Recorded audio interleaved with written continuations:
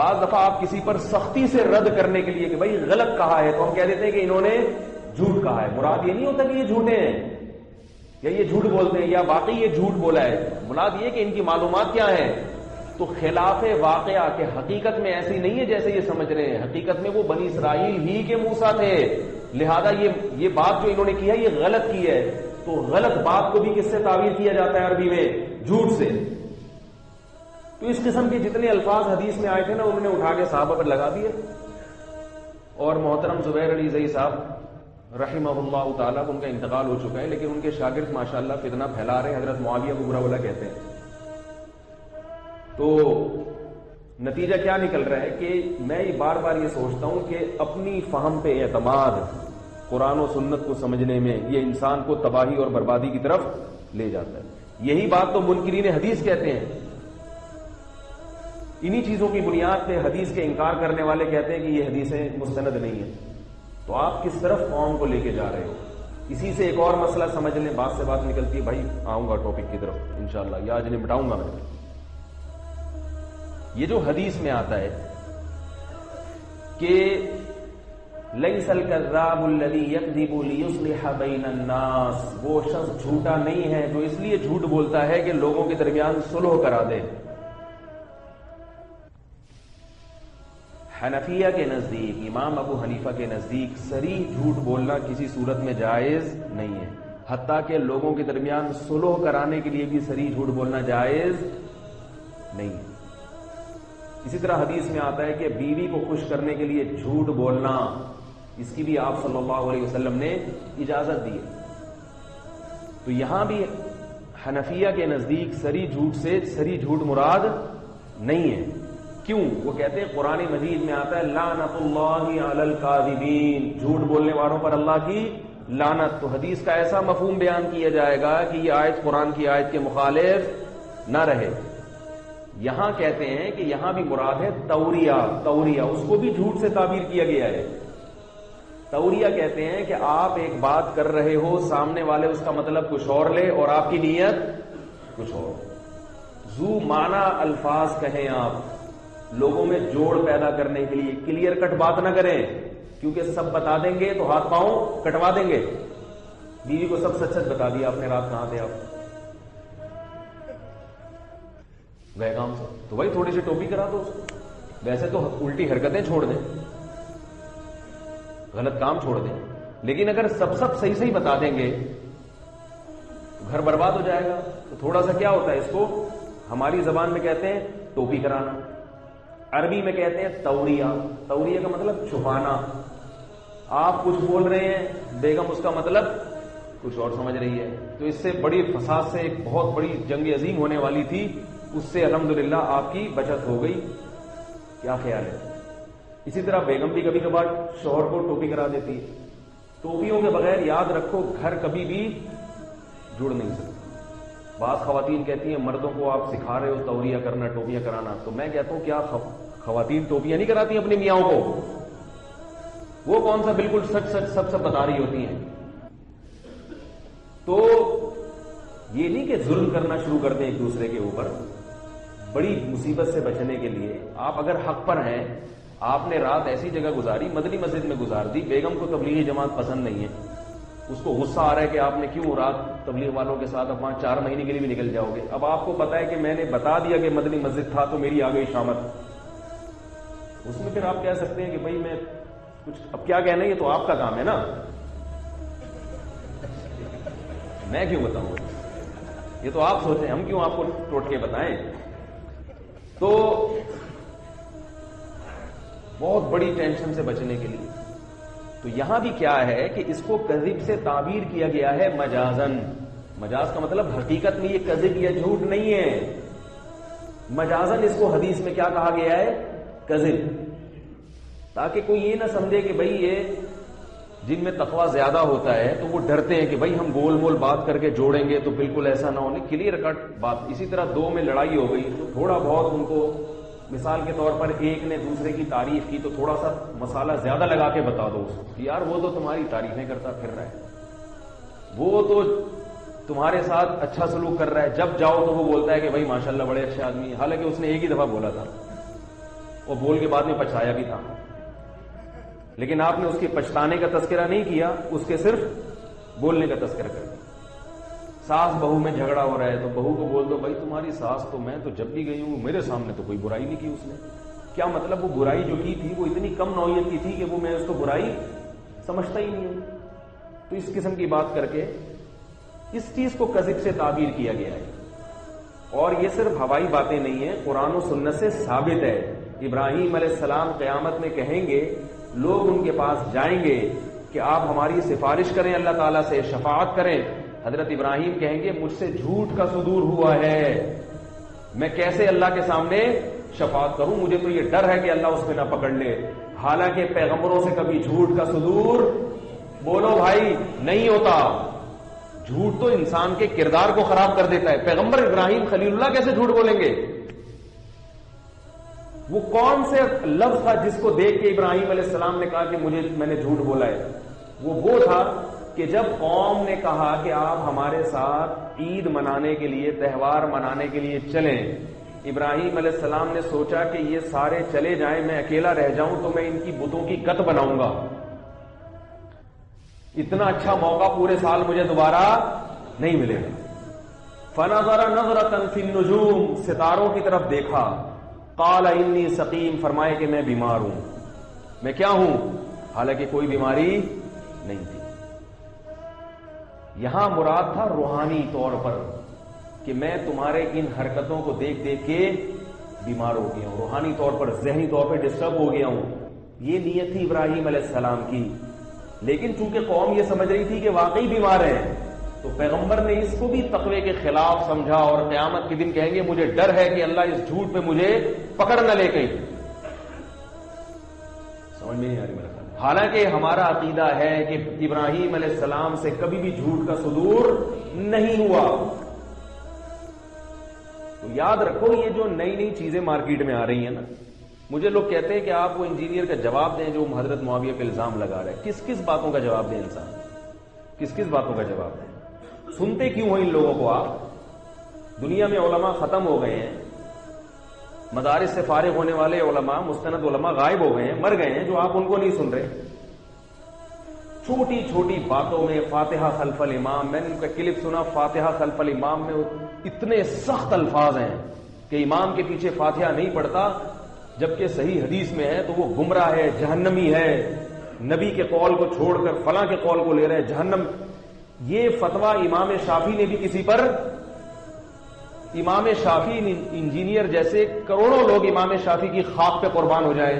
امام شافعی کا بڑا مضبوط موقف تھا کہ امام کے پیچھے فاتحہ پڑھنی چاہیے، مگر نہ پڑھنے والوں کو انہوں نے جہنمی قرار نہیں دیا، نہ مشرک قرار دیا، نہ جہنمی قرار دیا، نہ ان کی نمازوں کے بارے میں کہا کہ یہ قیامت کے دن مردود ہیں ان کی نمازیں، کیونکہ وہ جانتے تھے کہ دوسری طرف بھی دلائل ہیں، اور یہ مسئلہ کیا ہے؟ اجتہادی ہے۔ مدعی سست گواہ چست، یہ عجیب قسم کی چیزیں مارکیٹ میں آ رہی ہیں، اور پھر یہ بھی کہتے ہیں کہ ہم فرقواریت نہیں پھیلا رہے۔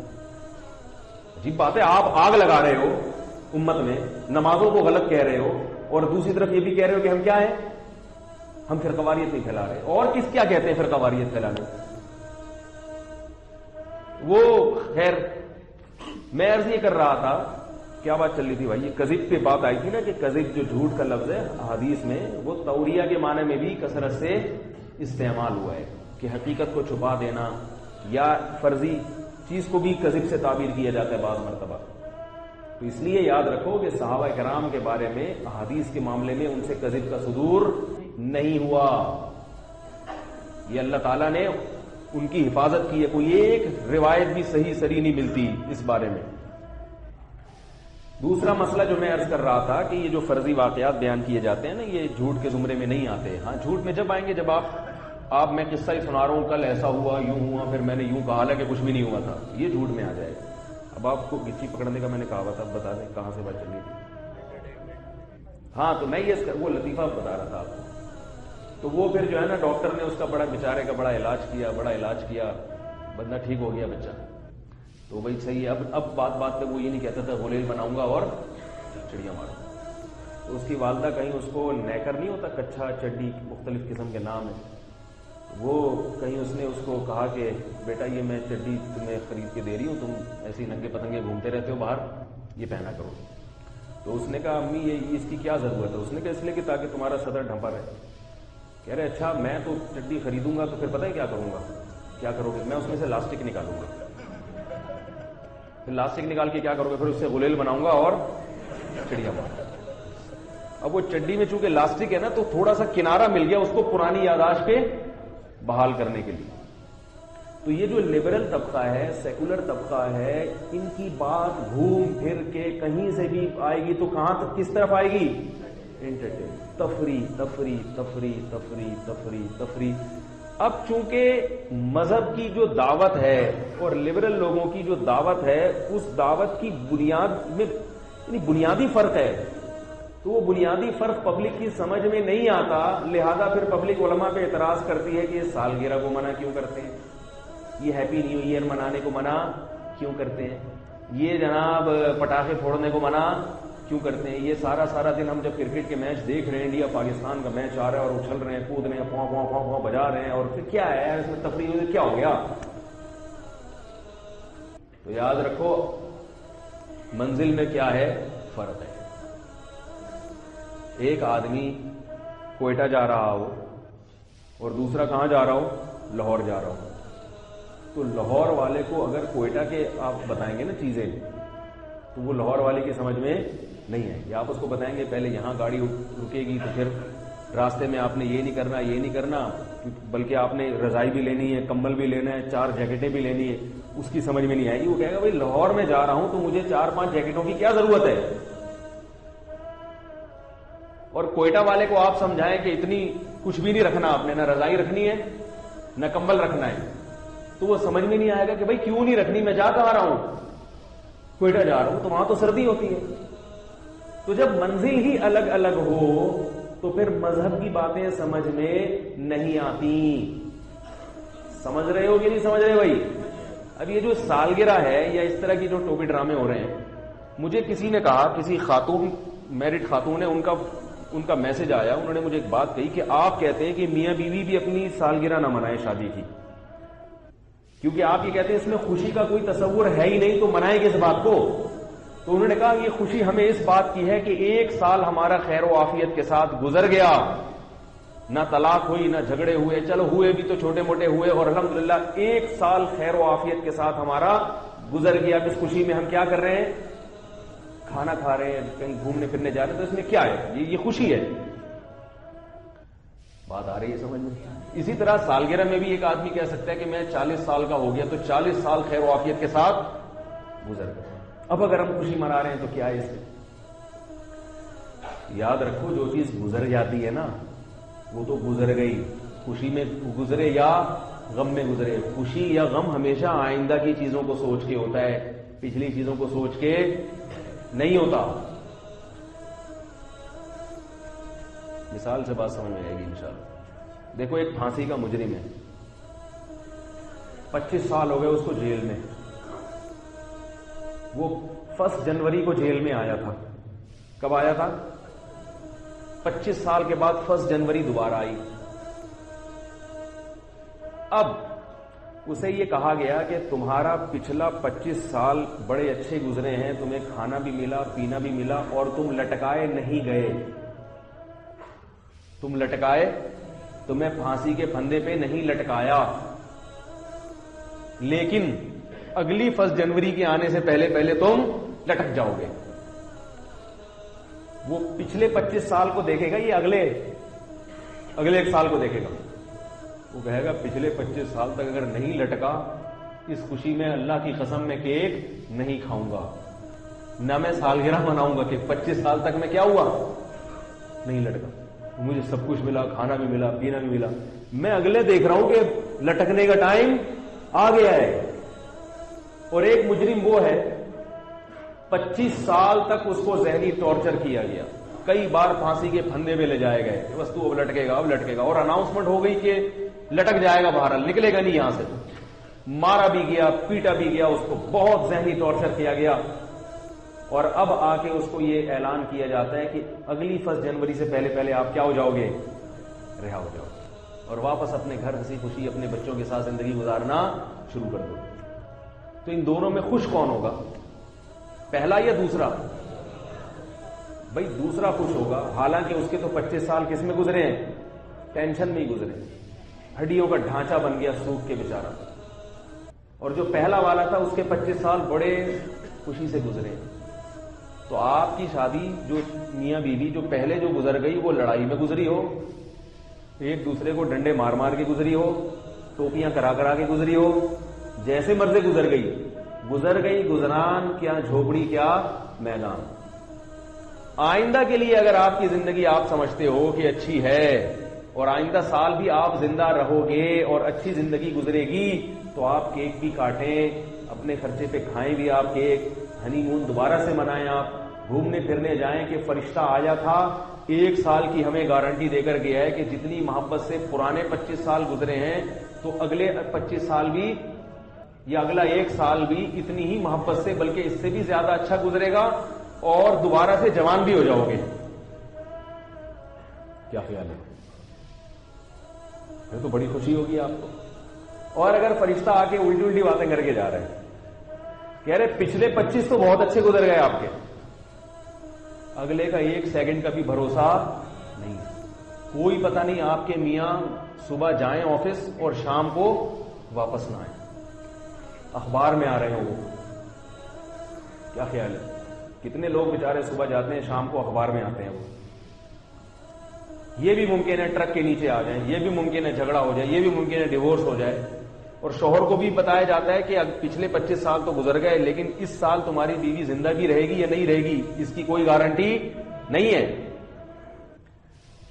اور ایک بات کی تو وہ گارنٹی لے گا فرشتہ. ان باتوں کو فرشتوں کو بھی تو علم غیب نہیں ہوتا نا، وہ بھی کہے گا بھائی مے بی. اگر انگلش میں بات کرے گا فرشتہ تو وہ کیا کہے گا؟ بھائی ممکن ہے یہ بھی ہو جائے، ممکن ہے یہ بھی ہو جائے. لیکن ایک بات تو وہ کہے گا کہ ایک بات تو یقینی ہے، وہ یہ کہ جتنی جوانی ابھی آپ کی اب ہے اس میں بہرحال ہو سکتا ہے خاتون سے کہے کہ تمہارے میاں کے اگلے سال اسے کالا کولا لگانا پڑے بالوں، اور یہ جو کمر ان کی ایسے سیدھی ہے اگلے سال تھوڑی سی کیا ہو جائے گی؟ تھوڑی سی جھکے گی. اور ابھی سال میں 2-4 دفعہ کھانستے ہیں، اگلے سال یہ کھانسی کا ریشو بولو نا یار بڑھ جائے. اور یہ جو ابھی ان کے غصے میں چڑچڑا پن ہے نا، بات بات پہ ڈانٹتے ہیں، اگلے سال تھوڑے سے یہ ڈانٹ ڈپٹ میں کیا ہوگا؟ کیونکہ جیسے بڑھاپا آئے گا تو اعصاب کمزور ہوں گے. کیا خیال ہے؟ اور شوہر کو بھی یہ بتایا جائے گا کہ بیگم صاحبہ جیسی پہلے تھی نا اگلے سال بالکل ویسی بولو نا بھائی نہیں رہی، تھوڑی سی پرانی، تھوڑی سی کیا ہو جائیں گی؟ بے شک تھوڑی سی ہوں گی 1 سال میں. خواتین بہت دیر سے پرانی ہوتی ہیں، یعنی ان کے بقول. میڈیکل سائنس تو یہ کہتی ہے خواتین جلدی بوڑھی ہو جاتی ہیں، مرد بہت دیر تک جوان رہتا ہے. میڈیکل سائنس بھی کہتی ہے، مشاہدہ بھی کہتا ہے کہ مرد اگر صحت کا خیال رکھے تو بوڑھا ہوتا ہی نہیں ہے، لیکن خواتین بہرحال جلدی بیچاری، اللہ تعالیٰ ان سب کو صحت دے، لیکن اللہ تعالیٰ نے عورت کو کمزور بنایا، وہ بیچاری جلدی بوڑھی ہو جاتی ہے. تو فرشتہ آ کے کہہ رہا ہے کہ آپ جتنے بوڑھے ہوں گے اس سے زیادہ تبدیلی کس میں آ جائے گی؟ آپ کی بیگم میں. تو اب مرد ٹینشن سے ہی بوڑھا ہونا شروع ہو جائے گا.